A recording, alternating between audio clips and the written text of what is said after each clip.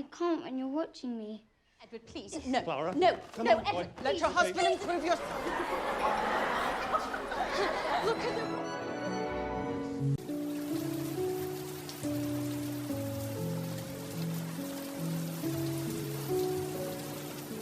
Bocah ini namanya David. Ketika dilahirkan ke dunia ini, David udah menjadi anak yatim. Ayahnya telah meninggal semasa David masih dalam kandungan. Meski kelahirannya sempat gak diharapkan oleh tantenya, lantaran ia adalah anak laki-laki, tapi itu gak menjadikan David sebagai anak yang kekurangan kasih sayang. Mengingat ibu dan pengasuhnya yang bernama Peggotty telah merawat dan menjaganya dengan sepenuh hati. Sampai suatu hari seorang pria bernama Murdstone datang menemui ibunya di rumah. Dengar-dengar minggu kemarin Murdstone mengantarkan ibu pulang dari gereja, dan entah kenapa ibu malah menyuruhnya untuk pergi berlibur ke kampung halaman Peggotty di Yarmouth. Rupanya Peggotty ini tinggal di pesisir pantai di sebuah kapal karam yang terbalik. Di sana David berkenalan dengan anak angkat Peggotty, namanya adalah Emily. Tanpa rasa canggung sedikit pun, Emily cerita kalau ia ingin banget menjadi seorang wanita bangsawan seperti ibunya David. Karena dengan begitu ia gak perlu lagi menjadi tukang pembersih ikan.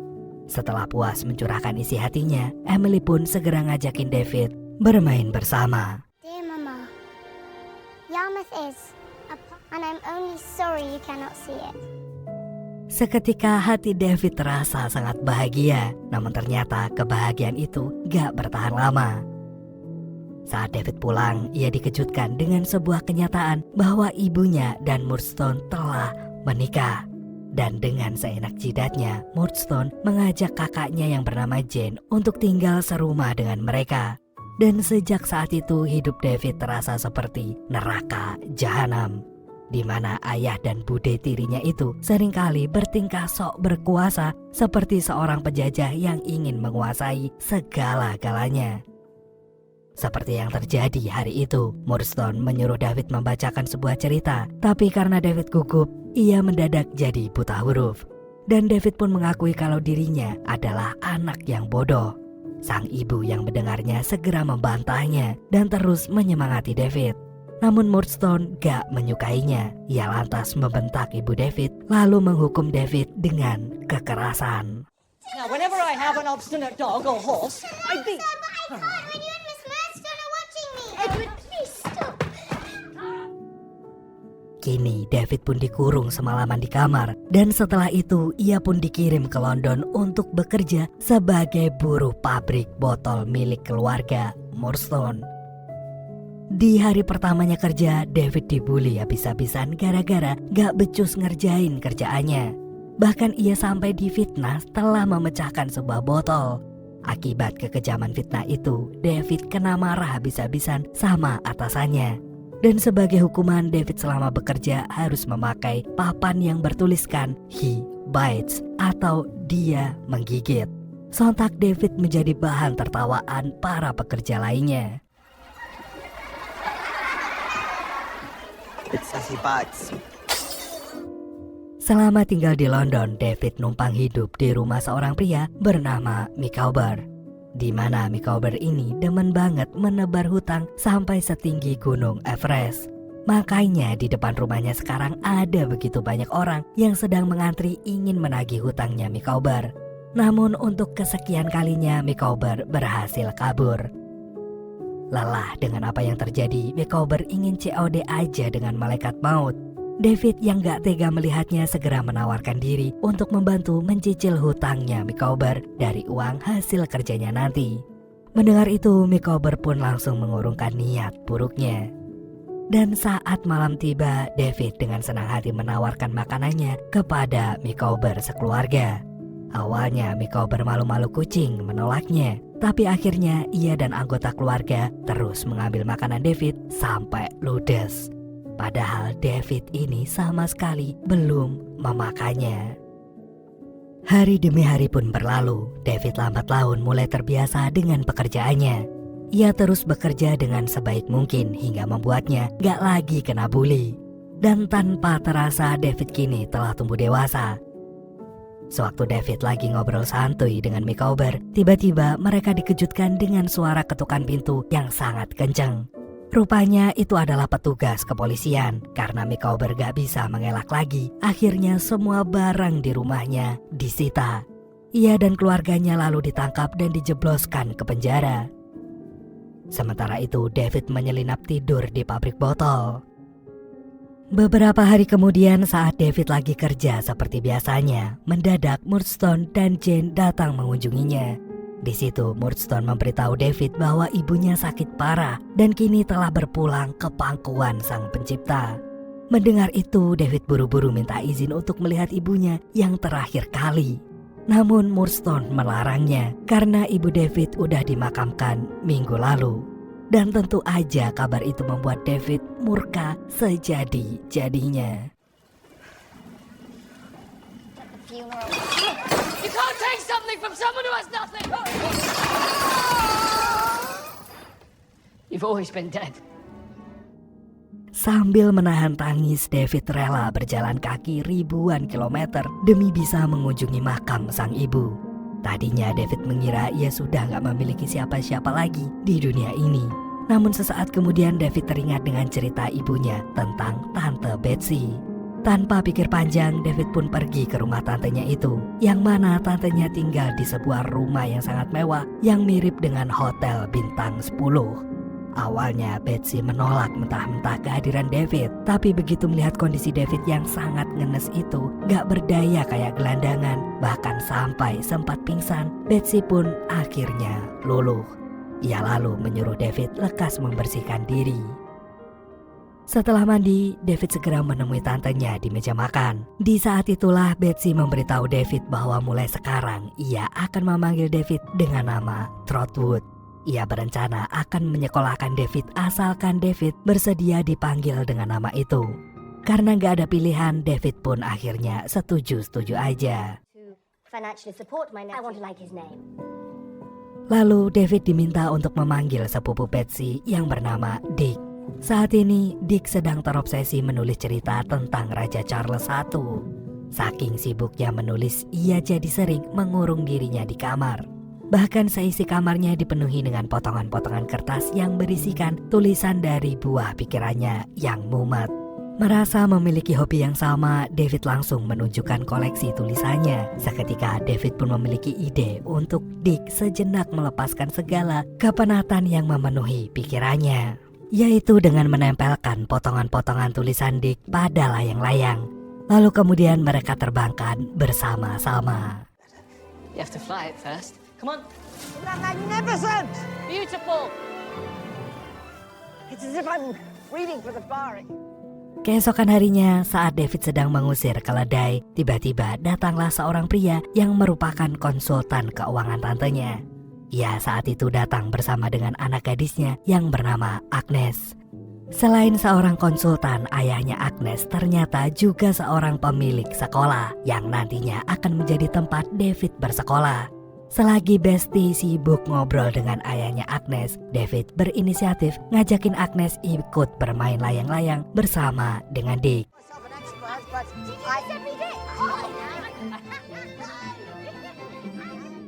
Dan tibalah hari di mana David masuk sekolah.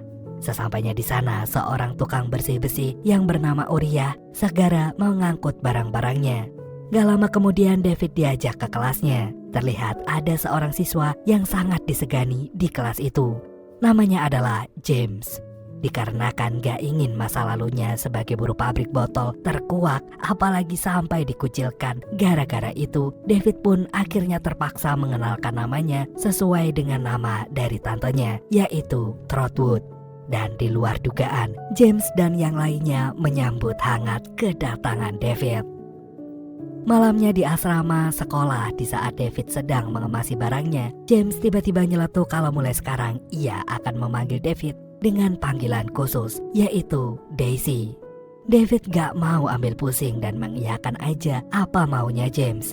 Lalu di saat David sedang asik membaca sebuah novel, James ingin David membacakannya untuknya. Sayangnya David gak bisa melakukannya. Ia lantas bercerita berdasarkan karangannya sendiri yang terinspirasi dari kekejaman Murdstone dan Jane pada dirinya. Dan dalam karangannya itu, David cerita kalau dua orang tersebut pada akhirnya mendapatkan balasan yang setimpal. Dan di luar dugaan, James sangat menyukai cerita tersebut. Dan sejak saat itu, James dan David menjadi sohib karib. Kemana-mana mereka selalu pergi berdua, bahkan di toilet pun mereka berdua. Sampai suatu waktu saat akan pulang dari pasar, mereka berdua tiba-tiba dicegat preman pasar. Gak tinggal diam, David menentangnya dengan ngajakin adu jotos. Namun baru satu kali kena pukul, David langsung KO. Gak berdaya. You can box, I take it, Daisy? After a fashion. Dan akibat dari kejadian itu, David pun terluka cukup parah. Agnes kemudian dengan sigapnya ngobatin lukanya David. Ia mengira ini semua adalah perbuatan James. Dengan cepat David pun membantahnya karena nyatanya James dari awal telah mencegahnya untuk gak melawan preman pasar itu. Lagian David seneng James sekarang telah menganggapnya sebagai sohibnya. Di tengah obrolan itu Uriah datang dan mengundang David untuk ngeteh bareng di rumahnya besok sore. Sebenarnya jauh dari lubuk hatinya yang paling dalam, David ingin sekali menolak ajakan itu. Tapi karena ia adalah orang yang gak enakan dan gak punya 1000 alasan, mau gak mau David pun terpaksa menerimanya. Besoknya pas David cerita ke James tentang kehidupan Micawber yang banyak hutang, saat itu juga Micawber muncul di hadapannya. Dan ternyata Micawber ini adalah guru kesenian baru di sekolahnya tersebut. Melihat tingkah laku Micawber sama persis dengan apa yang David ceritakan, James langsung meminta Micawber berhenti mengajar mereka. Ia lalu melaporkan kepada kepala sekolah kalau Micawber adalah seorang mantan napi yang menimbun banyak hutang.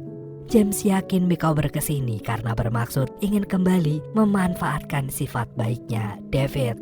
Mendapati kenyataan itu, detik itu juga Micawber dipecat dari kerjaannya. David pun langsung merasa bersalah dengan apa yang terjadi dan ia pun segera minta maaf kepada Micawber.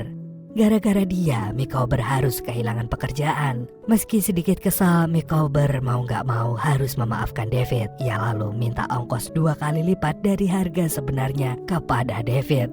Bukannya keberatan, David malah memberikan uang ongkos sebanyak 4 kali lipatnya.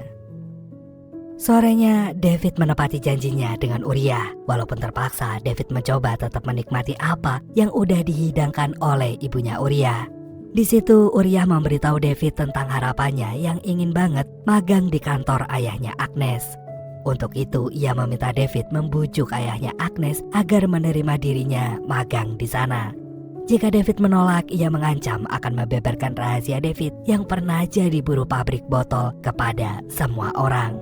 Uriah mengetahui fakta itu saat tadi ia menemani Micawber keliling sekolah. Hal itu otomatis membuat David kaget sekaget-kagetnya. Ia nggak nyangka Uriah yang dikiranya polos ternyata memiliki otak yang sangat licik. Makanya apapun yang terjadi, David gak akan sudi membantu Uriah mewujudkan harapannya. Hari demi hari pun berlalu sampai tibalah hari kelulusan David. Dan pada hari itu untuk pertama kalinya David bertemu dengan ibunya James. Ketika David terbata-bata saat menjawab dari mana asal sekolahnya dulu, saat itulah ibu James jadi sangat ketus terhadap David. Ia merasa David gak selevel untuk berteman dengan anaknya. Sementara itu Uriah terlihat mendekati ayah Agnes dengan memberikannya wine. Kebetulan ayah Agnes itu hobi banget minum wine, gak peduli hari masih terang benderang. Beberapa saat kemudian Betsy mengenalkan David dengan calon atasannya. Tapi David malah gagal fokus dengan seorang cewek yang bernama Dora, yang kemana-mana selalu bersama anjingnya. Sewaktu mengajak Dora kenalan, jantung David seketika berdebar gak karuan. Begitu tahu kalau Dora adalah anak dari calon bosnya tadi, David langsung kelabakan. Ia lantas buru-buru minta maaf atas sikapnya yang tadi udah gak sopan. David lalu curhat ke Agnes tentang perasaannya yang sedang dimabuk asmara dengan Dora. Mendengar itu Agnes hanya bisa tersenyum, padahal jauh di lubuk hatinya yang terdalam ia kecewa. Ya, Agnes diam-diam menyimpan rasa kepada David. Selang beberapa hari kemudian David kembali ke London. Namun kali ini bukan untuk menjadi buruh pabrik, melainkan magang kerja di firma hukum ayahnya Dora. Walaupun gak paham dengan kerjaannya, David terus berusaha mempelajarinya sebaik mungkin sambil sesekali bengong ngelamunin Dora. Bahkan kalau ada waktu luang, David itu sering curi-curi pandang dan curi-curi kesempatan hanya demi menemui Dora pujaan hatinya. I loved Dora Svenlo to distraction. Kini kemanapun David pergi, ia selalu melihat Dora ada di mana-mana. David telah menjalani kehidupan yang sangat membahagiakan. Di satu sisi David senang, tapi di sisi lain ia takut sebuah penderitaan akan datang kembali dalam hidupnya. Malam itu, di saat lagi kumpul-kumpul bersama James dan temannya yang lain, David cerita betapa serunya liburan dulu di Yarmouth. Rencananya dalam waktu dekat ini David akan pergi ke sana juga. Dan tanpa disangka-sangka, James tertarik ingin ikut bersama David. Gak lama kemudian David pergi menemui Agnes. Ia kaget setengah mati saat melihat Uriah ada di dekat Agnes. Rupanya Uriah telah berhasil magang di kantor ayahnya Agnes. Bahkan kata Agnes, Uriah dan ibunya sekarang telah tinggal bersama mereka. Keesokan paginya sambil menahan gugup, David ingin mengutarakan perasaannya pada Dora. Iya, David ingin melamar Dora. Namun baru aja ngeluarin sepatah dua kata-kata, Dora malah memotong omongannya. Pokoknya ada aja cobaannya sampai ujung-ujungnya David gagal melamar Dora. Ia kemudian mendapat kabar kalau Tante Betsy dan juga Dick sekarang sedang menunggu di apartemennya. Dengan cepat David pergi ke apartemennya dan tanpa basa-basi Betsy memberitahu bahwa ia telah kehilangan segalanya. Semua uangnya tiba-tiba hilang dan sahamnya merosot hingga gak ada lagi yang tersisa. David kemudian meminta penjelasan pada ayahnya Agnes, tapi ayah Agnes pun gak tahu menahu dengan apa yang udah terjadi. Gak ingin hidupnya kembali suram, David langsung mengajukan pinjaman. Sialnya Uriah datang dan membuyarkan segalanya. Betapa syoknya David begitu tahu Uriah telah mengambil alih kantor ayahnya Agnes. Alhasil Tante Betsy, Dick, dan David tinggal di sebuah kontrakan yang sangat kumuh dan sempit. Meski kondisinya sangat memprihatinkan, tapi David tetap harus pergi ke Yarmouth bersama James. Tanpa menceritakan apa yang sebenarnya terjadi, David pun menemui James yang telah menunggu di apartemennya dulu. Setelah itu mereka lekas menempuh perjalanan ke Yarmouth. Waktu sampai di Yarmouth, Peggotty sekeluarga langsung menyambut kedatangan David. David lalu mengenalkan James pada mereka semua. Di situ terlihat pandangan Emily yang gak bisa lepas dari James. Padahal Emily sebenarnya telah bertunangan dengan Ham. Dan dalam waktu singkat, James dengan begitu mudahnya berbaur dan akrab dengan warga di Yarmouth. You're the first to complain that it's dirty. I could be a murderer. Very nice work.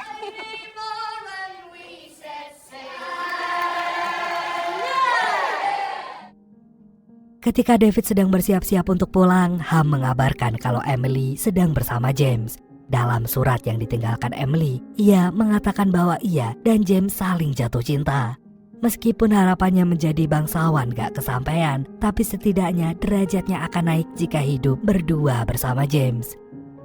David menyampaikan kenyataan itu pada ibunya James, mengingat ia mengenal siapa anaknya. Ia yakin anaknya gak akan benar-benar berniat menghabiskan hidupnya dengan wanita yang gak selevel dengannya. David yang mendengarnya pun sontak kesal bukan main. Ia lalu buru-buru meninggalkan rumahnya James. Di kantor saat David akan menceritakan kondisinya yang kini sedang susah, Dora dengan anehnya malah berpikir David sedang melamar dan tanpa pikir panjang langsung bersedia menerima lamaran itu. Dora pun kemudian main ke kontrakan David. Ia di sana ngobrol dengan Tante Betsy. Dengan sangat hati-hati Tante Betsy menasehati agar Dora memikirkan baik-baik keputusannya untuk menikah dengan David. Karena sepengalamannya dulu ia pernah begitu gegabah menikah muda tapi nyatanya gak cocok hingga membuatnya trauma. Makanya saat David lahir ia sempat kecewa. Sewaktu dalam perjalanan pulang, David juga kaget sekaligus sedih saat melihat Micawber sekeluarga luntang-lantung tidur di jalanan. Gak lama kemudian David juga melihat Peggotty yang gak jauh dari sana. Peggotty cerita bahwa Ham sampai detik ini masih berusaha mencari Emily. Bahkan Ham jauh-jauh pergi ke Perancis karena ada yang melihat Emily dan James di sana. Tapi sekarang beredar kabar bahwa Emily telah kembali ke London. Dengan cepat David mengajak Micawber sekeluarga dan Peggotty ke kontrakannya. Beberapa jam kemudian Agnes pun datang. Ia meminta Tante Betsy untuk menunjukkan surat yang ada tanda tangan ayahnya. Ia lalu mengajak mereka semua melabrak Uriah. Rupanya Uriah telah mencuri uang Tante Betsy dan menggelapkan dana dari kantor ayahnya Agnes. Namun Uriah terus mengelak dan malah mengungkit-ungkit masa lalu Tante Betsy, yang menurutnya Tante Betsy ini memang sangatlah pantas ditinggalkan oleh suaminya. Kesal dengan mulut Uriah yang gak bisa dijaga, detik itu juga Tante Betsy langsung memberinya tamparan.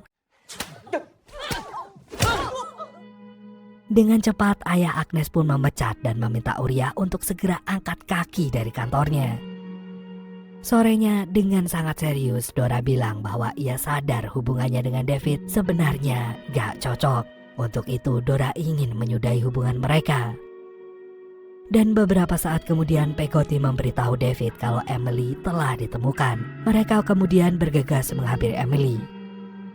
Dan bersamaan dengan itu, Ibu James lebih dulu mendatangi Emily. Ia meminta Emily memberitahu keberadaan anaknya. Sambil menahan tangis, Emily cerita kalau James telah meninggalkannya saat di Paris. Namun besok malam ia akan kembali berlayar menuju Yarmouth. Keesokan malamnya ketika James berlayar ternyata ada badai besar. Ham yang gak tega melihat James masih terombang-ambing di lautan segera menyusul dan menyelamatkannya. Ia melakukannya atas dasar kemanusiaan. Tapi sayangnya James malah memilih menenggelamkan dirinya ke dalam lautan. Besoknya James pun udah ditemukan gak bernyawa. Dan atas apa yang telah terjadi selama ini, David pun langsung menuliskan semua kisah hidupnya menjadi sebuah novel. Dan di luar ekspektasinya, novelnya itu terjual laris manis di pasaran. Gak lama setelah itu, David menjadi penulis yang hebat. Ia kemudian membacakan ceritanya di depan banyak orang. Berbulan-bulan kemudian, David menyadari perasaannya pada Agnes. Ia dengan segenap hatinya mengungkapkan perasaannya itu, yang untungnya Agnes pun masih mencintai David. Mereka pun lalu menikah dan dikaruniai seorang anak. Selain itu, David telah berhasil membeli kembali rumah Tante Betsy. Rasa-rasanya hidup David sekarang terlihat sangat sempurna tanpa kekurangan apapun. Setelah selama ini selalu menelan kemuraman di dalam hidupnya. Ketika David akan menuliskan karya terbarunya, ia tiba-tiba melihat sosoknya sewaktu kecil. David lantas berterima kasih pada David kecil karena sudah begitu hebatnya terus bertahan melanjutkan hidup yang keras ini. Hingga akhirnya David bisa sampai di titik sekarang.